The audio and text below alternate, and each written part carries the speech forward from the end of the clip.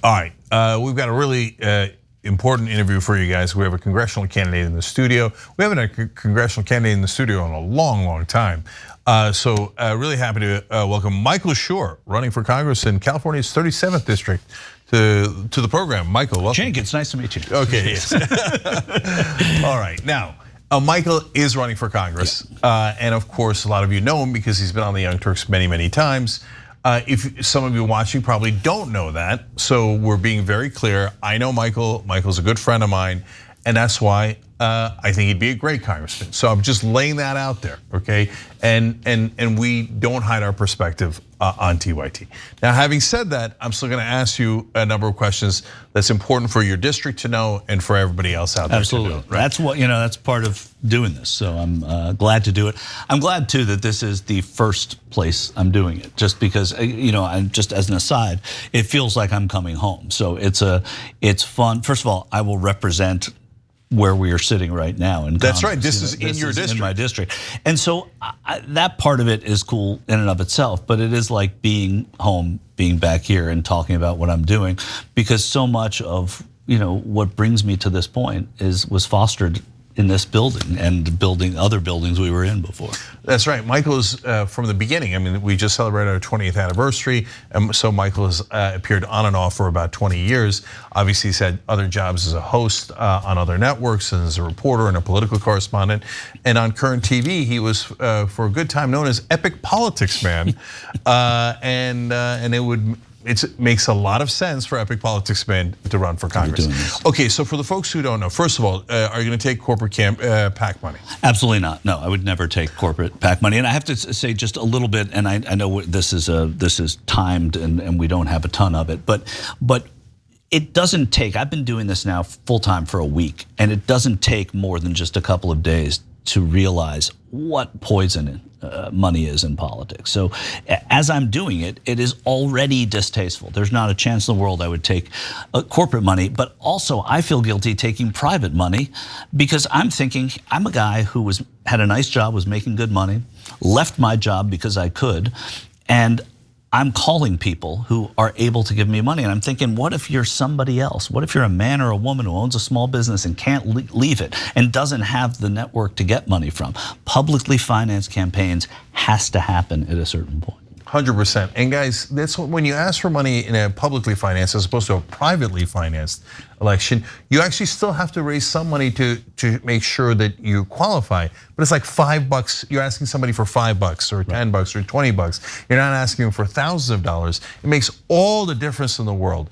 So, by the way, ShureForCongress.com. ShureForCongress.com is with SH, obviously.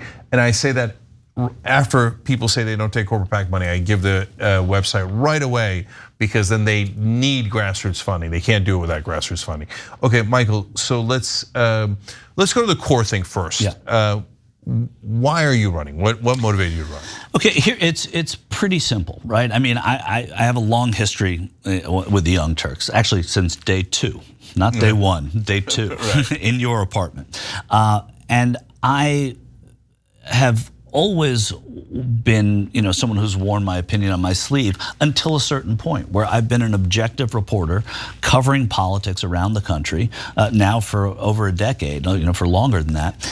And what I've noticed as I've done it is how often I'm biting my tongue when I'm speaking to someone, and how dire the situation is right now. I mean, January 6th was the tip of the iceberg, and it sounds hokey perhaps to talk about it that way, but if you are up close to this and you are proximate to the disaster that is coming down the pike, you can't help but want to do something about it. So of course I want to be in the game. Of course I want to be able to make change. I'm also going to be one of 435 people. I'm going to answer every question honestly.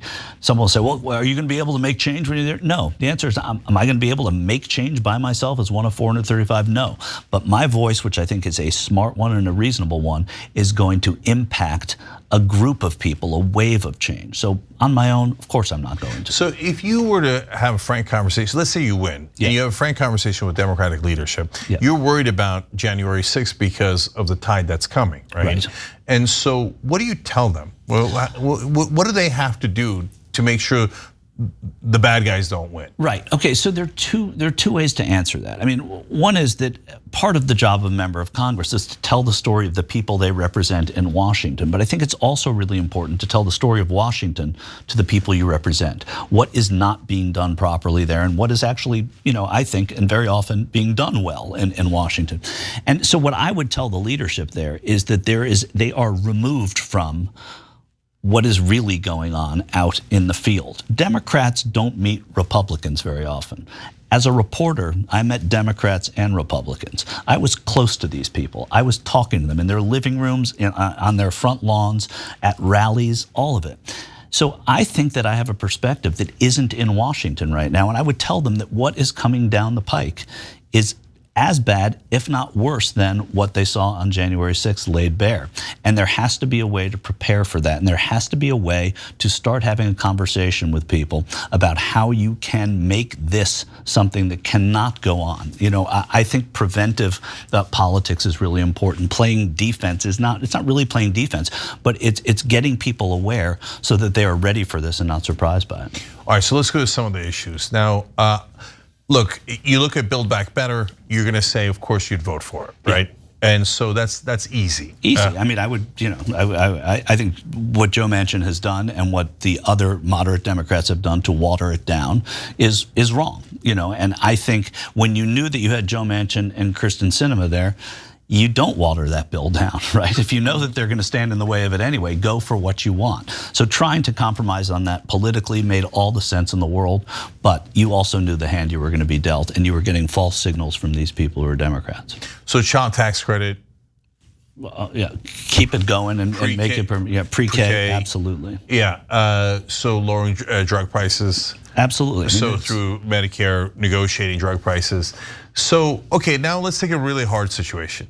Now, everybody says they're for lowering drug prices. Everybody says that they want Medicare to be able to negotiate drug prices, yet it didn't happen under Bush, Obama, Trump, and now Biden. Right. So what happens when they say, Michael, we can't do that? Well, here's, first of all, it's not an overnight thing, right? And one scenario that I like to point to with this is the leadership of the Democratic Party is older now, right? I mean, Nancy Pelosi, Steny Hoyer, Jim Clyburn, I'm not revealing any secrets. Whatever you feel about them, there is going to be a changing of the guard. They would tell you that, right? Well, the changing of the guard has to be made with the input of the people who will be like me, representing California's 37th district and going in and impacting who that leadership, if I'm not going to be in the leadership, impacting what the leadership's going to do. And the leadership has to make negotiating these prescription drug prices a hallmark of how they run for the leadership, so that it comes from the top down rather than the bottom up. And I think that's the politics of it. So look, every vote on leadership, when it comes down, which is coming down the pike pretty soon, yeah, right? For sure, is going to be absolutely critical, because either they're going to pick a leader that's going to say, well, get along, go along, and maybe we can't get all that change, or they're going to pick a leader that's going to aggressively say, no, we are going to go for negotiating drug prices through Medicare, et cetera. So which of course then leads to the larger issue of healthcare. Yeah. So what's your stance on that? I mean, I'm for universal healthcare. I mean, and I have been. I think if you go back to some of the worst tapes, and I'm talking about tape quality, video quality of the Young Turks in history, or the audio, I have believed every day of my adult life that healthcare is a birthright. As soon as you are born, you are entitled to healthcare. I am for universal healthcare, start to finish, and I don't. I think that there has to be a plan to phase it in certain ways. That has to remain the goal entirely. It again, and I say this as a reporter, I say this as a friend, and now as a congressional candidate. It's not going to happen the day I get to Congress or anyone else next year. But what we can start having is a conversation about how to make it a realizable goal and take steps to make it happen. So let me put it this way. So, there's a lot of names for it: Medicare for all, single payer, universal health care. It's been a goal of the Democratic Party for about 80 years, right? if there was a, I mean, literally for about 80 years. I mean, this is New Deal stuff, right? This is stuff after the Great Depression that we took a reset because it was foisted upon us and said, this is something that we have to do for people. So I interrupted you. I've been doing that for a long time, but yeah, that's true. Let me tell you about the USA Today. But Michael, if there was a vote, I understand what you're saying. But if there was a vote today on universal health care or single payer, in whatever you call it, I mean, I could not vote for that any faster than. I mean, if it was a vote today, I would vote on it. Absolutely. Okay, that's clear. All right. So there's another. I feel like these are all layups because at this point, progressives or moderate Democrats would give this answer whether they mean it or not. But $15 minimum wage. Yeah, obviously. But there's no but to the $15 minimum wage. Part of what I want to do, though, when I get to Congress, and again, people say, what do you do the first day you're in Congress? The first day in my Congress, I'm going to be looking to see what office I got. And I'm going to be, there are lots of practicalities that go into it. Yeah. But I think, I think the infrastructure bill that was just passed is actually pretty good, right? I mean, it's something that a lot of people liked. It helps people. But just as roads and bridges were broken, we're now dealing with small businesses that are broken. And small businesses, they're not a bad word, right? I mean, they are the lifeblood of the local economies around here. So I would like to see an infrastructure bill for small businesses that involved figuring out how to being able, as a caveat to that, to pay a $15 minimum wage. But I think you can do both. I think you can build up small business and also pay attention to the workers because that's what small business people want to do. There's a small business in your district that's called the Young Turks. Yeah. So I can understand that as well. Yeah, I've heard. Yeah, we're literally not only in your district, but a small business. There's no ands, ifs, or buts. And by the way, you've been, like everybody's been beaten down by the pandemic. I'm not saying anything that's new, but that's what happens. If a bridge is broken, an infrastructure bill helps that broken bridge get repaired. If business is broken, and that's our community, why not have an infrastructure bill targeted just at small businesses? Yeah, and by the way, PPP did a pretty good job of targeting small businesses, they did, and it worked. And when we did a town hall in Cleveland for Nina Turner, she also talked a lot about small business. So it's interesting that progressives are headed in a direction where we go, look, we're all going to have to stick together, both individuals and small businesses, against the hegemon of giant business. Well, I mean, that's it, right? And the people we know, most of them work for small businesses or trying to, whether they're waiters, whether they are employees, this is what makes community. And what do we do as progressives when we see Walmart come in and undercut everybody and pay poor wages? We reel at it as progressives, and so there's nothing wrong. There's nothing owned by another side when you're talking about small business. This is America. This is us. Yeah, ShureForCongress.com. I know we're out of time, but I got to ask you one foreign policy question. And if you want to see more of me and Michael talking about policy, just go on our channel. You can see hours and hours and hours of it. Okay, but and so in a sense, there isn't a candidate with their positions better known, right? Right. Well, that's what I mean. When someone else I know ran for Congress, they were one ahead of me. But yeah, what I've talked about for a really long time is out there. It's in here, but it's true. Like it's all on the record. That's right.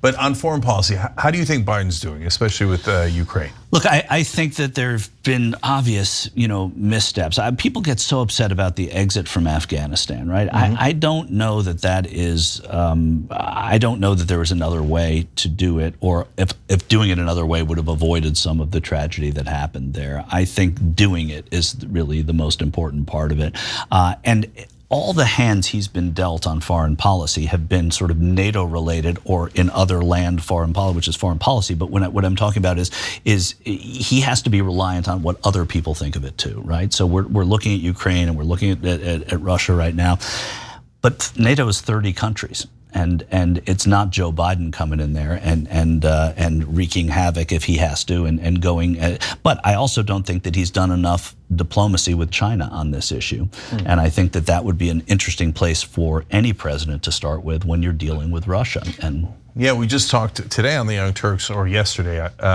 if you're watching this later, about how China's on the fence. Yeah. And maybe there's a way to nudge them over. That's exactly to bring them into our sphere instead of the Russian sphere, especially as the Russians appear to be losing for what that's worth. Right. Right. But yeah, losing or not, it's still the on the fence part is the most important. Here you have China, who you would think, oh my God, they're going to be with Russia. The mere fact that they're not means that I would have, and I don't know that the administration doesn't, but I would be much more public about trying to woo China to the Western way of thinking on this issue. Right.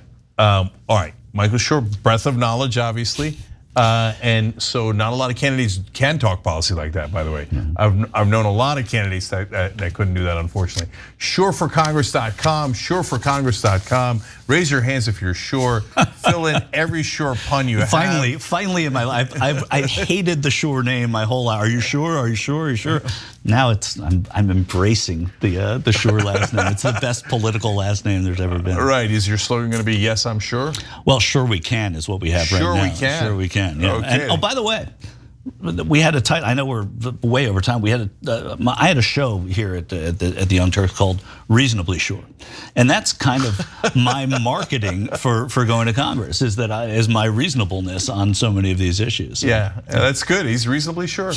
And by the way, when Brent Welder ran for Congress, we thought, how cool would it be if a TYT member became a member of Congress? When AOC ran, how cool would it be if a TYT fan became a member of Congress? Now, how cool would it be if a TYT host were to become a member of Congress? It would be amazing. I'm TYT. This is home. I'm never going to stop feeling that way. So thanks for having me. Thanks for having me. This is the weirdest thing in the world. It's great to be here. Thanks. I'm also always going to be a 49ers fan, even though I represent LA, and I'm not going to be one of those politicians who just picks up the Rams like JR or something. Oh,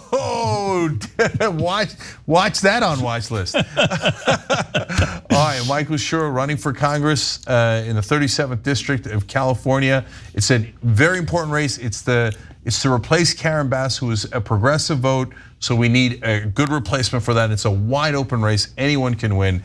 So Michael, thank you for joining us. Appreciate it. Thanks. All right. Thanks for watching The Young Turks, really appreciate it. Another way to show support is through YouTube memberships. You'll get to interact with us more. There's live chat emojis, badges. You've got emojis of me, Anna, John, JR, so those are super fun. But you also get playback of our exclusive member-only shows and specials right after they air. So all of that, all you gotta do is click that join button right underneath the video. Thank you.